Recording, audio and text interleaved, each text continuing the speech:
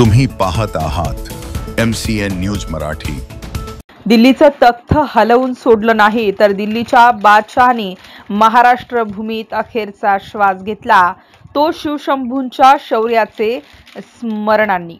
असा शौर्यवान, चरित्रवान, बुद्धिमान युवा राजा, स्वराज्य रक्षक छत्रपती संभाजी राजे यांची जयंती 14 मे रोजी वाद्यांचे गजरात, फटाक्यांच्या आतिषबाजी व संभाजी राजे यांचे जयजयकारांनी जळगाव जामोद तहसील समोर स्वराज्य रक्षक छत्रपती संभाजी राजे चौकात हर्ष उल्हासात साजरी केली।